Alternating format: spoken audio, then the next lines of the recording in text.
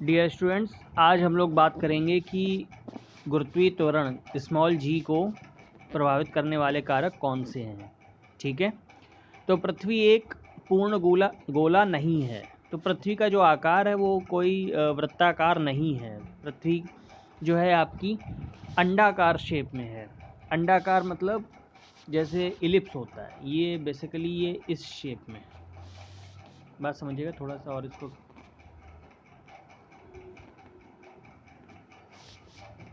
जो पृथ्वी है वो लगभग इस आकार की है। ठीक है, तो ये जैसे पृथ्वी की त्रिज्या है, मतलब ये पूरा डायमीटर है, व्यास है, और इधर ये।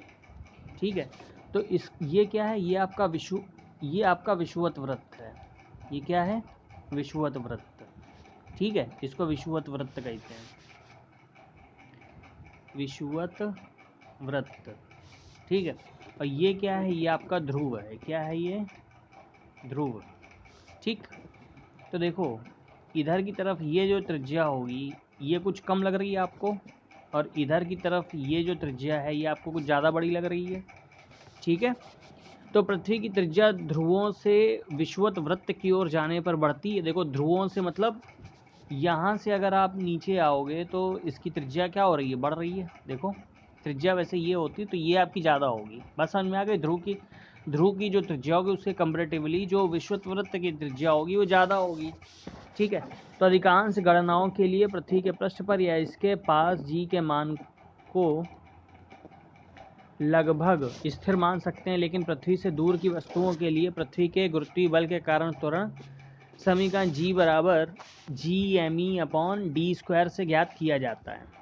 ठीक है, तो वो वाली बात तो आपको समझ में आ गई होगी कि जो विषुवत वृत्त पर पृथ्वी की त्रिज्या ज़्यादा होती है और ध्रुवों पर पृथ्वी की त्रिज्या कम होती है। तो जो स्मॉल जी का मान है उसका फार्मूला देखो, GM/d² लिखा हुआ है। ठीक है, तो आप यहाँ पे क्या करो, जो d है वो दोनों की दूरी होती है, बीच की दोनों पिंडों के बीच की दूरी। ठीक है, तो यहाँ पे अगर आप RE² लिख दो तो RE का मान जो है ध्रुवों पर ज़्यादा ध्रुवों पर कम होता है। तो तो g का मान जो है, क्योंकि नीचे वाला जो हर है वो अगर कम होगा तो g का मान बढ़ जाएगा, अतः ध्रुवों पर g का मान अधिक हो जाता है। और जो विषुवत वृत्त है वहाँ पे जो ये d है इसका मान अधिक होगा, अतः स्मॉल g का मान विषुवत वृत्त पे कम होता है। ये बात समझ में आ गई। अब क्वेश्चन है कि पृथ्वी के केंद्र से 12,800 किलोमीटर की दूरी पर गुरुत्वीय त्वरण का मान क्या होगा। तो हम जानते हैं पृथ्वी की त्रिज्या r कितनी है, 6400 किलोमीटर। पृथ्वी के केंद्र से 12,800 किलोमीटर का मतलब क्या है, 2r। दूरी कितनी है, 2r।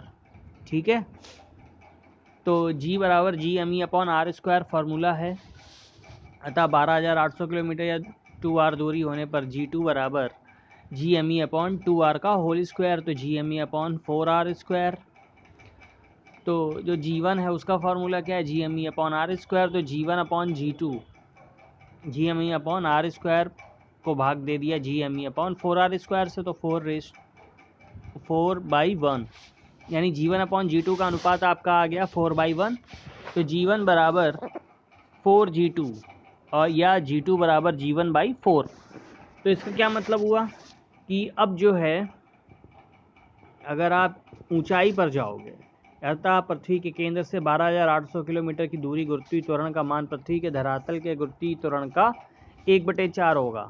ठीक है, अतः 12,800 किलोमीटर की दूरी पर किसी वस्तु का भार पृथ्वी के भार का 1/4 होगा। ठीक, चंद्रमा पर किसी वस्तु का भार पृथ्वी के भार का 1/6 होता है। तो ये भी हम लोगों ने कैलकुलेशन किया है। ठीक है, कि चंद्रमा पर किसी वस्तु का भार पृथ्वी के भार का 1/6 होता है। क्यों, क्योंकि जो g का मान है वो 1/6 हो जाता है। अब आप जानते हो w बराबर क्या होता है, mg। w बराबर mg होता है। तो अगर मान लो w1 बराबर mg1 है और ये w2 बराबर mg/6, क्योंकि g का मान g/6 हो जाता है। अब इसका मान उठा के यहाँ पर रख दो, तो w2 बराबर हो जाएगा w1/6, यानी कि पहले का 1/6 हो जाएगा। ठीक है, तो चंद्रमा पर किसी वस्तु का भार पृथ्वी के भार का 1/6 होता है। तो माना किसी वस्तु का द्रव्यमान जो है स्मॉल m है, पृथ्वी पर उसका भार अर्थात वह बल जिससे पृथ्वी उसको अपनी ओर खींचती है, तो वह बल होगा Fe बराबर Gm/re²। ये जो कैपिटल M है वो स्मॉल m है यहाँ पर, ठीक है, वो कैपिटल M गलती से लिख गया। तो Me का मतलब क्या है? पृथ्वी का द्रव्यमान, re क्या है? पृथ्वी की त्रिज्या। तो चंद्रमा पर वस्तु का भार क्या होगा? Fm बराबर Gmm का मतलब mass of moon, small m, ठीक है, मास ऑफ मून। Me क्या है? मास ऑफ अर्थ यानी पृथ्वी का द्रव्यमान। mm क्या है? चंद्रमा का द्रव्यमान। तो mm इंटू m/rm²। mm क्या है? चंद्रमा का द्रव्यमान। rm क्या है? चंद्रमा की त्रिज्या। तो Fm/Fe कर दिया, तो इन दोनों को डिवाइड कर दिया, तो ये दोनों कट जाएंगे। आंसर आपका देखो आपका क्या क्या कट जाएगा, G और स्मॉल m कट जाएंगे। आंसर आपका आएगा mm/me इंटू re/rm का होल स्क्वायर। तो me क्या है? 100 टाइम्स mm, यानी चंद्रमा से पृथ्वी का द्रव्यमान लगभग 100 गुना है। तो re बराबर 4rm। तो चंद्रमा से पृथ्वी की त्रिज्या लगभग 4 गुना है। तो Fm/Fe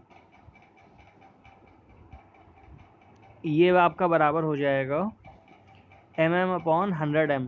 तो देखो me की जगह आपको 100 mm लिखना है, ठीक, और re बराबर 4rm लिखना है, ये आपको दिया हुआ है, ठीक है। तो आप जब ये लिखोगे तो 4rm/rm, तो rm कैंसिल, इधर mm कैंसिल, तो आ जाएगा 16/100, यानी 16 छंका 96, तो लगभग 1/6। तो चंद्रमा पर किसी वस्तु का भार पृथ्वी के भार का 1/6 होता है। ध्यान रहे वस्तु का द्रव्यमान पृथ्वी पर वस्तु के द्रव्यमान के ही बराबर होगा, केवल भार में अंतर होगा। तो आपको ये बात पता है कि द्रव्यमान में चाहे द्रव्यमान कहीं पर भी लिया जाए, द्रव्यमान हमेशा वस्तु का समान रहता है, केवल उसके भार में परिवर्तन होता है, ठीक है। Okay, thank you.